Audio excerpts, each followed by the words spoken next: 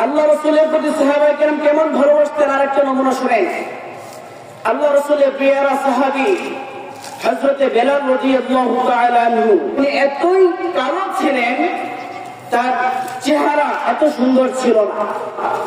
মানুষ যতই কালো তার হাতের তালু কিন্তু সাদা থাকে, কিন্তু আল্লাহ রাসূলের সাহাবী হযরত বেলাল রাদিয়াল্লাহু তাআলা আনহু তিনি এতই কালো ছিলেন যে ওনার হাতের তালু পর্যন্ত কালো ছিল।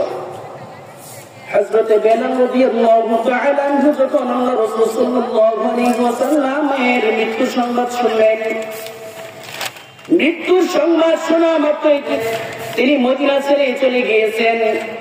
তিনি বললেন, যে শহরের মধ্যে আমার নবীজি নাই সেই শহরের মধ্যে আমার থেকে লাভ নাই। আল্লাহ রাসূলের মৃত্যুর পর সাহাবায়ে কেরাম হযরত বেলাল রাদিয়াল্লাহু তাআলা আনহুকে খুঁজতে শুরু করলো। কোথাও হযরত বেলাল রাদিয়াল্লাহু তাআলা আনহুকে পেলেন না। সকলেই তো পেরেশান হয়ে গেল, বেলাল কোথায়? বেলালকে তো কোথাও পাওয়া যাচ্ছে না। মদিনার মধ্যে তো বেলালের কণ্ঠে আওয়াজ শোনা যাচ্ছে না। হঠাৎ একদিন হযরত বেলাল রাদিয়াল্লাহু তাআলা আনহু মদিনার মধ্যে আগমন করলেন। আগমন করার সাথে সাথে সমস্ত সাহাবায়ে কেরাম বেলাল রাদিয়াল্লাহু তাআলা আনহুকে ধরলেন, হে বেলাল, আল্লাহর নবী দুনিয়া থেকে চলে যাওয়ার পর আপনার কণ্ঠে তো আমরা কখনো নবীজির নাম শুনতে পাই না, আযানের আওয়াজ শুনতে পাই না। আমরা আপনার নিকট আওয়াজ করতেছি, আপনি আযান শুরু করেন। বেলাল রাদিয়াল্লাহু তাআলা আনহু এতটাই ব্যথাতুর হয়ে গেলেন, তিনি বললেন, যে শহরের মধ্যে আমার নবীজি নাই সেই শহরের মধ্যে আমি আযান দিতে পারবো না। আল্লাহ রাসূলের দুই নাতি হাসান হুসাইন রাদিয়াল্লাহু তাআলা আনহু সর্বশেষ তারা সুপারিশ করলেন, বললেন, আমরা আল্লাহ রাসূলের প্রিয় নাতি বলছি আপনি আযান দিন। সর্বশেষ তাদের সুপারিশে হযরত বেলাল রাদিয়াল্লাহু তাআলা আনহু তিনি আযান দেওয়ার জন্য প্রস্তুত হলেন। মদিনার মধ্যে যখন তিনি আযান দিতে শুরু করলেন, যখন তিনি বললেন, আশহাদু আন্না মুহাম্মাদুর রাসূলুল্লাহ, আশহাদু আন্না মুহাম্মাদুর রাসূলুল্লাহ বলার সময় তিনি মিম্বরের দিকে তাকাইলেন। তাকায় দেখলেন আমার নবীজি নাই। আমার নবীকে দেখতে না পেয়ে তিনি বেহুশ হয়ে সেখানেই পড়ে গেলেন।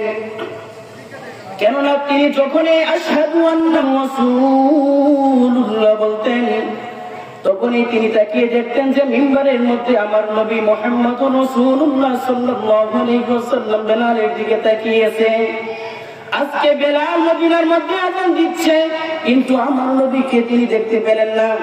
সাথে সাথে তিনি বেহুশ হয়ে পড়ে গেলেন। সকলে বলতে লাগলেন, বেলাল আপনার কি হলো, আপনি আযান বন্ধ করে দিলেন কেন? বেলাল রাদিয়াল্লাহু তাআলা আনহু বলেন, আমি যখন আশহাদু আন্না মুহাম্মাদুর রাসূলুল্লাহ বলেছি, আমি মিম্বরের দিকে তাকিয়ে দেখলাম আল্লাহর নবীজি নাই। তখন আমি আমার নিজেকে সহ্য করতে পারছি না, তখন এই জন্য আমি বেহুশ হয়ে গেলাম। কেমন ছিল ভালোবাসা! হযরত বেলাল যিনি এতই কালো ছিল, কিন্তু তার মনটা ছিল অনেক ভালো। যে আল্লাহ রাসূল যার সম্পর্কে আল্লাহ রাসূল সাল্লাল্লাহু আলাইহি ওয়াসাল্লাম বলেছেন, আমি যখন মেরাজ করতে গিয়েছি, মেরাজের রাত্রিতে হযরত বেলাল রাদিয়াল্লাহু তাআলা আনহুর পায়ের শব্দ শুনতে পেয়েছি। জান্নাতের মধ্যে আমার আগে আগে বেলালের আওয়াজ শুনতে পেয়েছি। বেলাল রাদিয়াল্লাহু তাআলা আনহু আল্লাহ রাসূলের কাছে কতটা প্রিয় ছিলেন। সাহাবায়ে কেরাম আল্লাহ রাসূল সাল্লাল্লাহু আলাইহি ওয়াসাল্লামকে কতটা ভালোবাসতেন।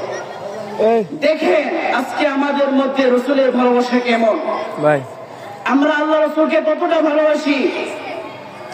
আমাদের ভালোবাসার নমুনা হলো আমাদের মুখের মধ্যে দাড়ি নাই। এটা হলো আমাদের নবীর ভালোবাসা। আমাদের নবীজির ভালোবাসার দাবি হলো, যখন এই 12 রবিউল আউয়াল আসে তখন আশিকে রাসূল অভাব থাকে না, অথচ আমাদের মুখের আল্লাহ রাসূলের চিহ্ন কোনো নমুনাই থাকে না। আজকে আমাদের ভালোবাসা কেমন হয়ে গেল, কেমন ছিল, কেমন হয়ে গেল। সময় নেই, সময় সংক্ষিপ্ত, আজানের সময় হয়ে গেছে, আজান হয়ে গেছে। যে কতটুকু বলছি আল্লাহ রাব্বুল আলামিন আমাদেরকে আল্লাহ রাসূলের পরিপূর্ণ মুহাব্বত নিয়ে ইশক নিয়ে চলার তৌফিক দান করুন। আমিন। আসসালামু আলাইকুম ওয়া রাহমাতুল্লাহি ওয়া বারাকাতুহু।